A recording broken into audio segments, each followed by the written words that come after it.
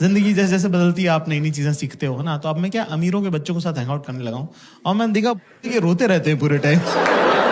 Bro my dad was not around bro I had an absentee father. बोल की तो अमीरी इसीलिए क्योंकि तेरा बाप घर पे नहीं था, वो घर पे होता तू गरीब होता, समझे? Bro my dad was not around. हमारे फादर साहब अभी रिटायर हुए हैं 4 साल पहले। एक बार हमारे पापा टीवी देख रहे। पापा लोग टीवी कैसे देखते हैं ना कि ये शहर किसने बसाया? मैंने। ये देश कौन चला रहा है? मैं। लोग सांस किसकी वजह से ले रहे? मेरी वजह से। तो हमारी मम्मी आई कह रही अजी सुनते हो? इतने प्यार से बोला, मेरे तो हाथ से निवाला छूट गया। तो मैंने देखा ये लोग क्या बात करते थे। मम्मी ने जैसे बोला अजी सुन रहे हो, पापा ने टीवी बंद किया, तकिया लगाया, शॉल ओढ़ के मुंह ढक के सो गए वो आदमी। मैंने कहा ये लोग करते क्या रहते हैं, जरा देखूं तो मैं साइड पे खड़े होकर देख रहा हूँ। हमारी मम्मी और हमारे पापा बात कर रहे हैं। मम्मी कह रही क्या हुआ? पापा कह रहे मम्मी कह रही सुन रहे हो? पापा कह रहे नहीं। फिर मम्मी ने शॉल हटाई, कर क्या हो गया है? कह रहे मुझे बुखार हो रहा है। मम्मी ने टच किया, बोले कहाँ हो रहा है? गर्म तो नहीं लग रहा है? तो कह रहे कि हड्डी का बुखार है, 2 घंटे बाद चढ़ेगा। Okay fine, great, good, I agree. फिर कह रहे, फिर मम्मी ने जो बात बोली उसके बाद से मेरा और मेरी मम्मी का रिलेशन हमेशा हमेशा के लिए चेंज हो गया, है ना। मुझे नहीं पता था कि मेरी मम्मी भी तो लड़की है और बिल्कुल आप जैसी है, सेम मेरी माँ, है ना। उन्होंने कहा कि मुझे एक सगाई के फंक्शन में जाना है और मेरे पास सगाई में पहनने लायक कपड़े। और क्या हम क्या 3 भाई थे ना, तो हमारे घर में सेंसिटिविटी और मेकअप का सामान दोनों नहीं आ पाए।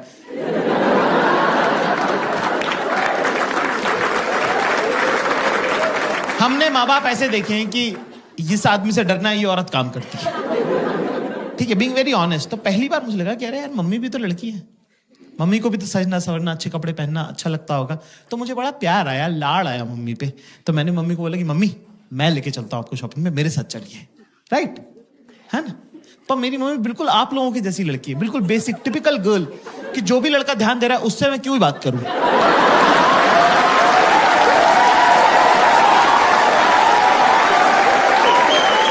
जो इग्नोर कर रहा है उसी में तो घुसे रहना है 24 घंटे। भाई अगला बंदा टस से मस नहीं हुआ। जैसे सारी अरेंज मैरिजेस होती है मेरे साथ ही जाना पड़ा।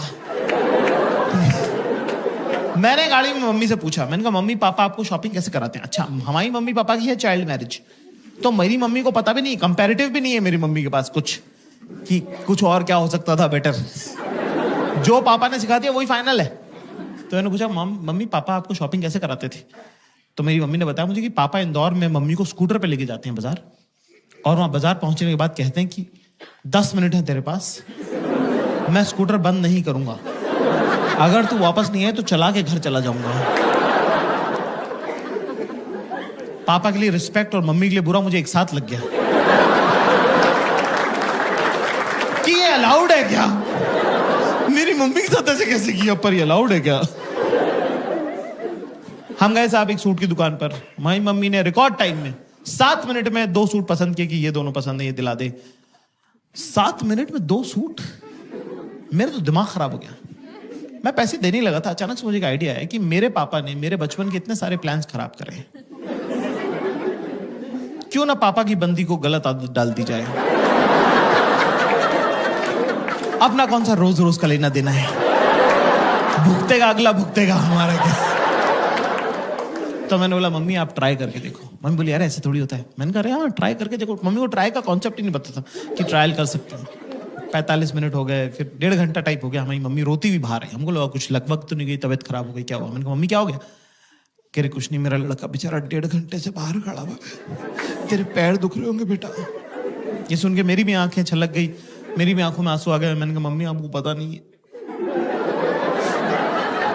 पिछले 10 साल में आपके बेटे के साथ क्या क्या हुआ है। बाप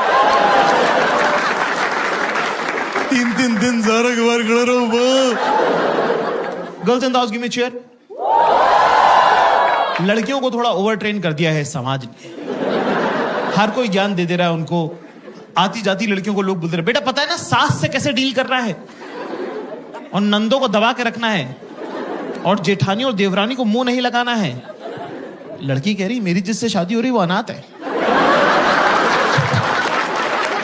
कह रही फिर भी मैं बता रही हूं सास से कैसे डील कर। लड़कों को कुछ बताता ही नहीं है। ना पहले वालों को पता था ना बाद वालों को पता था, बस ऐसी मोटा मोटी सा कह देते फोड़ दियो बेटा फोड़ दियो। अरे फोड़ना क्या है भाई, पहले ये तो बताओ। कर लेगा ना तू, कर लेगा। हाँ मेरे ख्याल से शॉपिंग उसमें के अंदर इंपॉर्टेंट पड़ाव है। Girls in the house, you know, लड़के जब साथ जाते हैं शॉपिंग पे तो उनको कंटाल आता है ना, they get bored, right, you agree? अरे मैम ने तो लफाड़ा ही मार दिया यार, थप्पड़ मार दिया, देख रहे हो, उसको भी पता तुम्हारे बारे में। तो दोस्तों क्लास ज्यादा मुश्किल नहीं है, बहुत जरूरी होता है अपने आसपास की औरतों के साथ शॉपिंग करने जाना, क्योंकि उससे आप बेहतर इंसान बनते हो। आपकी जिंदगी में जब अगली बार बुरा वक्त आएगा तो आप उस बुरे वक्त को उस शॉपिंग एक्सपीरियंस के साथ कंपेयर कर सकते हैं। तब आपको लगेगा कि यार अगर वो गुजर सकता था ना तो ये तो गुजर ही सकता है। ज्यादा चीजें करनी नहीं है, सिंपल से 2-3 स्टेप्स है जो मैं आपको बता दूं, है ना। सबसे पहली बात तो दिमाग लेके नहीं जाना है शॉपिंग पे। It's a physical activity, not a mental activity. तेरे दिमाग का कुछ काम उसको होगा भी क्यों? तू है कौन भैंचोद? पहले तो ये फैशन तुझे नहीं पता, है ना। स्टाइल का सब तेरे पूरे खानदान में किसी को नहीं आता। तेरी खुद की शर्ट तो तुझे उसने लाके दी है, तेरे को लगता है वो अपनी ड्रेस तेरे से पूछ के लेगी? नहीं, नो। तो ऐसे में दोस्तों हमें क्या करना है, ये बहुत इंपॉर्टेंट सवाल है। कुछ नहीं करना है, चाहे दिमाग में आप चाहे थाईलैंड घूमो, चाहे एम्स्टर्डम जाओ, उनको उससे कोई मतलब नहीं है। सीधे चेंजिंग रूम के बाहर खड़े रहो, जेब में हाथ डाल के, गर्दन टिल्ट करके। वो आएंगी, अपने आप से बातें करेंगी और चली जाएंगी। जब वो बीच में बात कर रही है तो बीच में ज्यादा जो है इंटरएक्टिव होने की जरूरत नहीं है। चुपचाप खड़ा रहे, स्माइल करता रहे। एंड में जब वो आई कांटेक्ट करके आखिरी लाइन बोले तो उसमें बोल दे सही है। वो आएंगे और बोलेंगी कैसा लग रहा है अभी, देख अभी ना अभी तो बस कलर देख खाली, ठीक है, क्योंकि अभी तो ब्लोटिंग हो रही है ना, तो मैंने एक साइज बढ़ा लिया है। हाँ, एक तो ये सब कुछ ना गोरे लोगों के लिए बनाते हैं। ये देख, ये यहाँ बटन है, इसका यहाँ बटन है। हमारे क्या घर वाले नहीं है क्या? नहीं, ये तो बहुत ऊपर हो जाएगा ना, ये तो अच्छा नहीं लगेगा। नहीं। पर मैं क्या करूँ, मेरा जो टेलर है ना, उससे मैं यहाँ टाका लगवा लूंगी एक।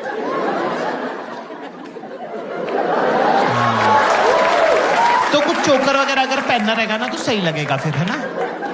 पर एक प्रॉब्लम, मेरे पास ऑलरेडी कैसा है, तो मैं क्या सोच रही हूँ, उसको येलो के साथ पहन लूंगी, इसको व्हाइट के साथ पहन लूंगी, तो 2 हो जाएंगे, है ना। ये में हाथ डाल, बोल 1 2 3, एक बार फिर से कर, 1 2 3, शाबाश, वेरी गुड। बस एक डायरी में नोट कर ले दोस्तों सब लोग, क्लास, कि चाहे मौत आए या मूत आए,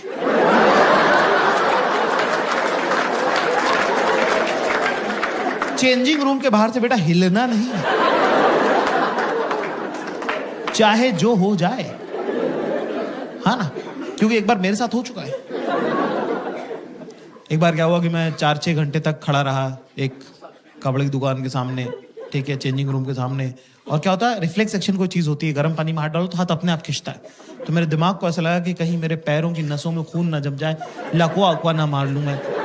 तो उसने मुझे बिना मुझसे पूछे चलवा दिया। इतनी पास था मैं, इतनी पास, भाई साहब बैठे इतनी पास, 8 कदम चलाऊंगा मैं बड़ी मुश्किल से, इतने में येलो वाला ड्रॉप ट्राई हो गया। इतनी पास था मैं। धीरे से बोलती जाकिर, मैं पक्का पलट के देखता। थोड़ा जोर से बोलती बाबू, पूरा स्टोर पलट के देखता। कौन बाबू नहीं है, सब बाबू हैं। ये बड़े बड़े मूछों वाले, दाढ़ियों वाले, 45-45 साल के मुष्टंडे, सब बाबू हैं। आप बड़े होकर डॉक्टर इंजीनियर नहीं बनते हो, आप बनते हो,